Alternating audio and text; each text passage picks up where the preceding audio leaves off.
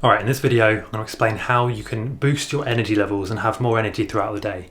And this is something that a lot of people have been asking me about, especially on Instagram, is regarding my nootropic use, how I keep my energy levels up and things like that.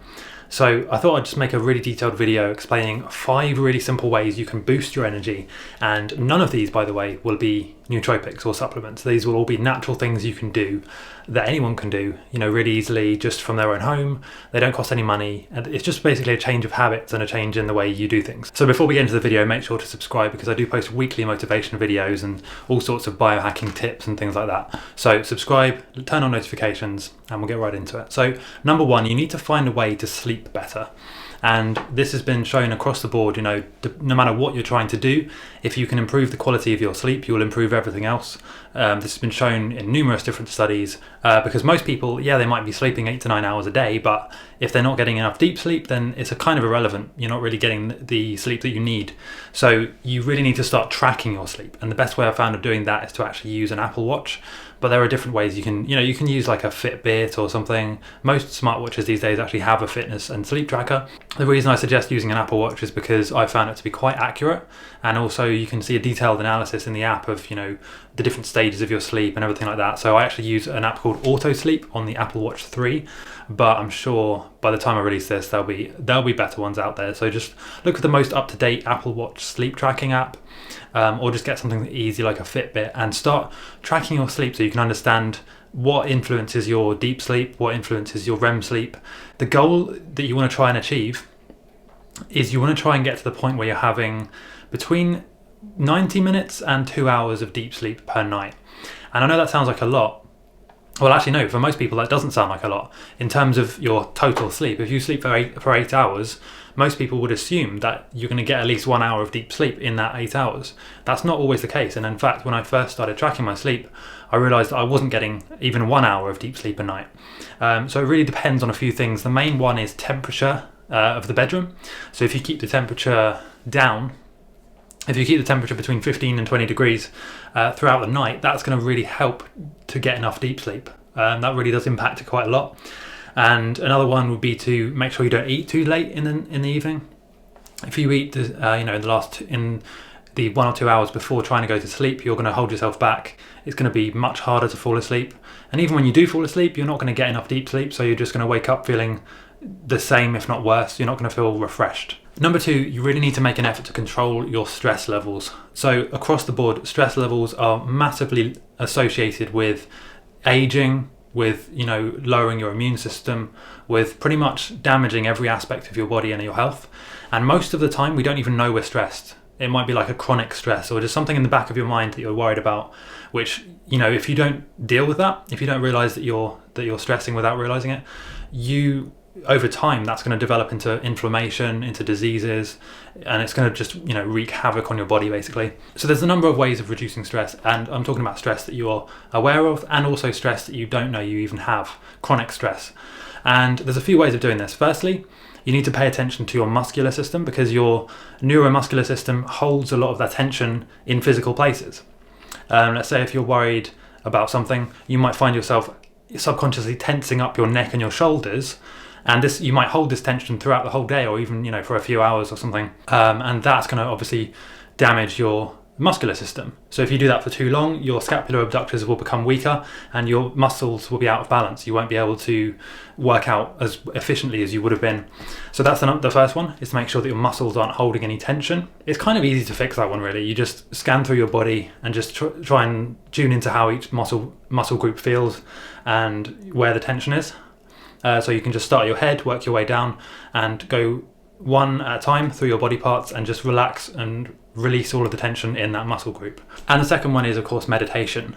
So if you meditate for about 10 or 20 minutes a day, ideally first thing in the morning and last thing at night, you will actually distance yourself from your stress. You will actually separate yourself from your mind and from the chatter that's going on all the time, which is basically just the brain. You don't need to be connected to that all the time. You can just turn off that noise, that internal dialogue that you have with yourself all the time. You can just turn that off at least twice a day through meditation, and that's going to massively help you lower your stress levels over the course of, let's say, 2 months. Number 3 is to actually just move more during the day. Most of us don't move enough, and I'm particularly bad at this myself as well, since I work from home, so I tend to just forget to actually leave the house, sometimes for days at a time. But you can actually work on that. You can set up like a reminder on your phone to remind you to go out for a walk. It's not so much a problem if you have a typical routine. If you go to school every day, if you go to a job every day, then you're already sort of moving a lot. But if you work in an office, if you go to school and then you just sit down in the class all day, you still might not be moving enough. And the more you move throughout the day, the more you're going to release endorphins. Your dopamine levels are going to rise, your serotonin is going to rise, and also it's going to help you sleep better, which is then also going to help you reduce stress. And it becomes like a sort of a cycle where everything influences the next thing. So if you actually move more during the day, you'll feel better, you'll sleep better, and it just becomes like a positive reinforcing cycle. And ironically, by moving more and using more energy, you will, over the period of a few months, you will actually get more energy. So your body will realize that it needs more energy. You'll be hungrier, so you'll take in more calories, and that will give you more energy. And also your body will become more efficient at using those calories. So this is known as your metabolism. Your metabolism will actually speed up. The more you move around, the more exercise you do, that will cause you to not only be hungrier, so you eat more calories, but also to use those calories more efficiently. The best way of explaining how this works is if you imagine somebody who's not moving at all. Let's say they're just sitting in their room all day, they're not going out for walks or anything. What will happen is over time they'll become lethargic, which is where your body just doesn't use the calories that you're taking in because it doesn't need to. It's learned that you're not going to use them, so it doesn't utilize them properly. So if you're not using the calories, then your body's going to eventually learn that you don't need to use the calories. You're not going to be moving much, so it slows your metabolism down, which means you need less calories. You become less hungry, so you take in less energy, but also you have less energy to expend. In the same way, if you don't use your brain function, you'll lose it. If you don't use your creativity, it will disappear. You really need to use whatever you want to have on your body, basically. So with energy, the same thing applies. The more energy you use, the better your body will be at extracting energy from food in the form of calories, and also your metabolism will improve, and everything will sort of improve slowly over time. This one's kind of one that we tend to forget, but you really need to be drinking enough water. Most of us are dehydrated even just a tiny bit most of the day. So we only drink when we feel thirsty. By the time you feel thirsty, it's actually already too late because you've already lost energy due to dehydration, deteriorated in some way. So you need to make sure you shouldn't ever feel thirsty. You should be always drinking. Even if you're not thirsty in the moment, you drink so that you won't feel thirsty in half an hour's time, 1 hour's time. And this directly relates to your energy.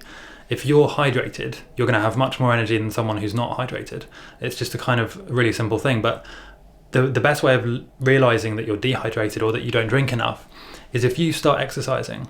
If you do some sort of HIIT training, cardio, whatever, go for a run, start cycling, if you realize within the first 5 minutes that you're thirsty, then you haven't been drinking enough, up until that point.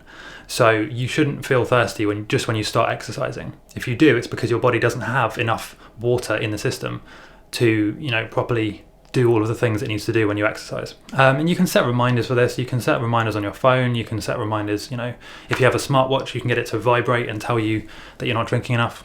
Or you can just, fill up a giant water bottle, like a 4-litre one, and just visually see how much you've drunk throughout the day. And number 5 is kind of a mixed one. So it's about eating. And there are different ways you can eat in terms of energy, different techniques or ways of eating to actually get energy from the food.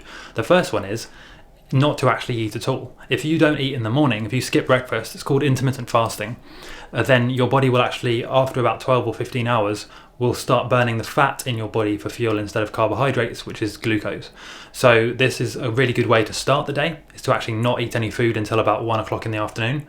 That way your body's burning fat, you're more mentally alert, you have more clarity in your brain. If you need to do work first thing in the morning, you have more clarity and energy then. And it means that when you do eat food, let's say if you eat at 1 or 2 p.m.